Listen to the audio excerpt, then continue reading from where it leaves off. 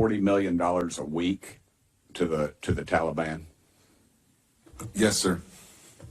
Can you name other instances of foreign aid going to terrorist organizations? We have assisted al-Shabaab in Somalia. There's been instances of the Khamsi network in Sudan, Hamas, Islamic Jihad, Hezbollah, Kataib al-Hezbollah, Hayat Tahrir al-Shams in Syria.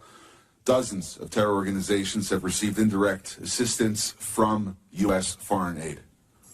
Could you elaborate a little bit on the mechanisms in place that are to stop foreign aid from going to terrorist groups, and why are they not working if we have any in place? Sure. And I would note that these are, you notice, these are terrorist weaponry. You see some AKs, SKSs, some snipers, some clips, some clip carriers, probably made in China. And I believe these are small landmines here beside right there. Let's use Gaza as our case study. $2.1 billion in American taxpayers' money to Gaza since October 7th when Hamas invaded southern Israel. USAID money was going in terms of an emergency use authorization to try to go to parties that USAID formerly had a relationship with in the Gaza Strip.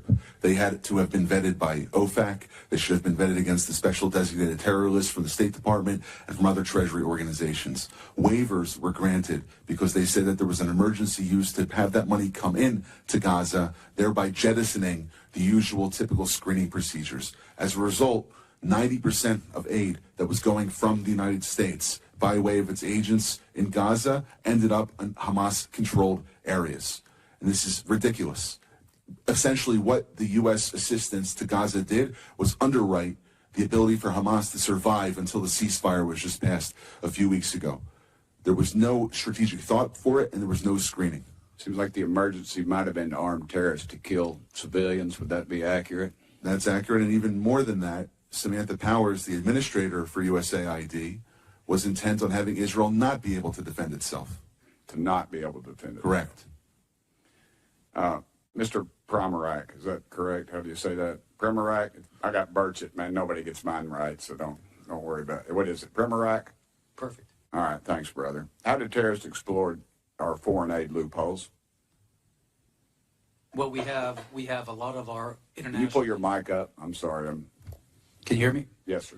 You have international NGOs and UN agencies actively lobby here in Washington, D.C. against vetting policies that would prevent it. I was the senior vetting officer at USAID, and what we did... Did you say United Nations is doing this? The UN? Sure, everybody who's getting money lobbies here. That they're lobbying against us. I'm sorry, Mr. Roman. There's actually someone who used to work for one of those lobbies, the largest NGO lobby, Interaction. One of our co-witnesses here worked for them from 2018 to 2023. USAID effectively self-funds its own external private lobby that then goes back to Congress and asks for more money for USAID. So the taxpayers fund this lobbyist who's working against American interests. Correct. Possibly killing our allies and possibly Americans. They bring together groups in Washington that oversees work with groups that kill Americans. Yeah, I don't need a flow chart to show that. I appreciate it. Do you think USAID programs have been aligned with the national security interests of the U.S.? No, they have not. They have actually helped China. Mr. Roman? No. Okay. How do these programs compromise our national security, Mr. Primorak? They actually push China. They actually push much of the world towards China on the green energy agenda. They push people, ordinary people, billions of people towards China because of the resentment caused by our social re-engineering.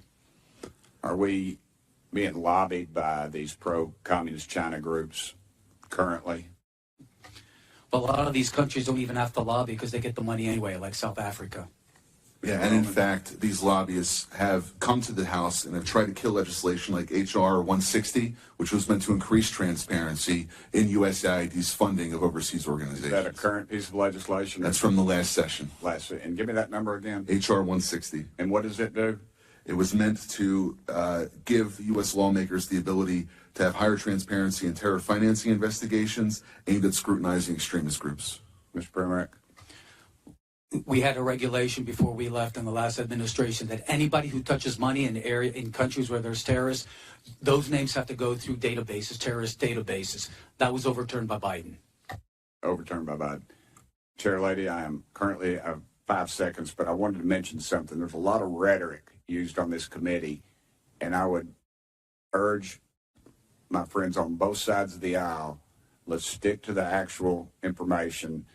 This rhetoric is, I've received death threats, and I know the chair lady has, and it needs to stop. We need to tone it down. Thank you, chair lady, and thank you,